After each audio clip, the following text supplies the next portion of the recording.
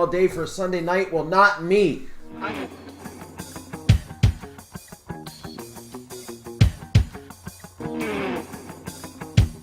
Professional wrestler Chris Wilde back with another video on Eagles news now. We are just probably an hour away from the Eagles and the 49ers on Sunday night, primetime NFL action.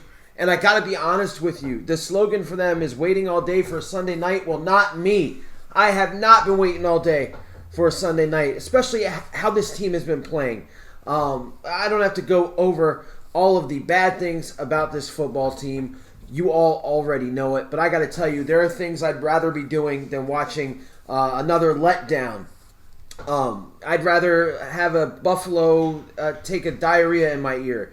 I'd rather eat a road-killed skunk. I mean, there's a million different things I'd rather be doing, but it really wouldn't be a letdown because I don't expect the Eagles to win. Spoiler alert on that. Look, there are some positive things. This is a little preview. I'm not going to get as into it as I have the other previews because a lot of this stuff we've been going over all week. First off, we both know both these teams have a lot of injuries. The Eagles have 13 guys on injured reserve. The 49ers have 16. That's the most in the league, and then the Eagles right underneath them. So the 49ers are feeling it too. Notable names that they have are going to be without tonight. Jimmy Garoppolo, quarterback. Raheem Mostert, their top running back. Dee Ford, Solomon Thomas, and Nick Bosa on defense. Those are just the big names. There they are getting back some guys. They're getting back George Kittle. He's going to absolutely have a field day against our linebackers. And Deebo Samuel will make his debut in 2020. As far as the Eagles go, we all know their offensive line is once again going to look different as Jason Peters is on the 3-week injured reserve. Taking his place will be Jordan Mailata. Now look, again, I'm not trying to make this super negative as it has been already. But Jordan Mailata, I am not as down on him as some others are. Like I've said in a past live this week, he's a big guy, probably the biggest guy on the team. He's athletic, former rugby player. It's his third year in the league. The experiment is over. It ends tonight. His first year in preseason as left tackle, he looked really good for not knowing much about football. So I'm not completely down on this guy, and that's not to say that it's going to be easy for him. But also, Jason Peters this year has played really bad. I mean, we saw it last week as he got absolutely thrown around by a somewhat decent Cincinnati Bengals defensive line.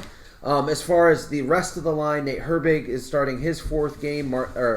Matt Pryor is also going to be starting on that line. And then Jason Kelsey and Lane Johnson. Now, if Jordan Mailata has a horrible game, you'll probably see Lane Johnson shift over to left tackle in the weeks to come, and then Jack Driscoll be your right tackle. But as of today, it's Jordan Mailata. Let's see what the kid's got. And speaking of some other kids on this team, our wide receiving core is as pedestrian as it gets. It's 2019 all over again. Greg Ward, the only guy that's been on this team since the beginning of the season and started playing a big role. John Hightower is now going to have to play an even bigger role on this team. Deontay Burnett is back for a second week. Travis Fulgham, who the Eagles got from the Detroit Lions, he was a 6th-round pick for the Lions. He'll see some time. And also, just brought up to from the practice squad, running back Adrian Killins. He is active for this game, and that's important for the wide receivers because he did cross-train as a wide receiver during camp, so I can see them trying to do some different things with him as it is desperation mode for this Eagles team. Now, whether Corey Clement's active as well, so it'll be him, Boston Scott, Miles Sanders at the running back. Let's talk about the Eagles inactives while I'm at it.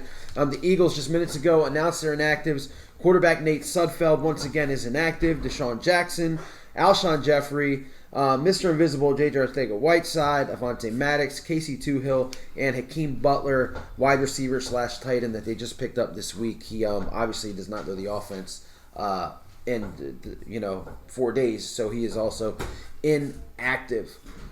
Like I said, the big news, I guess, there is that Adrian Killins is going to play. The guy's really fast, but he's really easy to tackle as well, so we'll see what happens with that. As far as the 49ers go, with all their hurt players, they still defeated the New York Giants 36-9, and it wasn't even that close last week.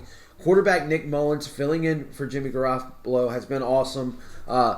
Kurt Warner said today that he thinks that Nick Mullins actually controls the 49ers offense better than Jimmy Garoppolo. I don't know about that because I don't follow the 49ers, but it is interesting that a Hall of Fame quarterback said that. He looks good. We all know about their tight end, George Kittle, all-star tight end. I mean, he's going to eat these linebackers alive, I'm sorry to say. Hopefully they can maybe, it's not even a word, maybe hold him to maybe a couple touchdowns. Deebo Samuel's back for the Niners. That's going to be trouble for the Eagle cornerbacks. While speaking of the cornerbacks, Darius Slay has been lights out and awesome all year. Hopefully he can continue that trend. And their second corner is supposed to be Avonte Maddox. He is out. He's inactive. They will have Jalen Mills going from safety back over to corner, meaning that, and on paper, it says Marcus Epps is going to get his first ever start at safety. But rookie Kayvon Wallace's mother posted this on Facebook hours ago that number 42 is going to start today. So I don't know what that exactly means. Wallace will see a lot of playing time as the Eagles play in the dime, but as of right now, it looks like Marcus Epps is going to get that spot, and that's not a good thing. I'd rather see Wallace start over Epps any day of the week. But I don't mind Jalen Mills as a second corner. I really don't. Look, the double move kills him, but I'd rather have him than Braylon Arnold or Craig James, who's also injured as well. So what do the Eagles got to do to win this, guys? Well, it's very easy. It's something that they haven't done all year, and that's not turn the ball over and create turnovers. It's as simple as that. The 49ers are hurt. They're still a good team. They're still a well-coached team. They're still the NFC champions. They're going to be hard no matter what to beat, but I believe that if the Eagles can create turnovers, which they haven't, through 3 weeks, they haven't had one turnover. If they can somehow get some turnovers and Carson Wentz can snap out of the funk that he's in and not throw any turnovers or fumble the ball, and that means Miles Sanders too, then the Eagles could possibly squeak away with a W. I just don't think that's going to happen, guys. I hope they keep it close so it's not a complete letdown, but I don't know. I can't, from what I've seen the past 3 weeks, there's no way I could sit here and lie to you guys and say I think the Eagles are going to win tonight because, again, it's just all these injuries on top of guys not executing makes it really hard to win. Hopefully they change my mind. Hopefully they shock the world, do something special in prime time. I don't know, guys, but I will be live streaming with you most likely after the game, depending on what mood I'm in. The White Claws are about to be flowing. I know some people probably exited out of this video just because I said that. But look, let's stay healthy. Healthier than the birds. Let's stay safe. Go Birds. Enjoy the game, guys. I'll see you later.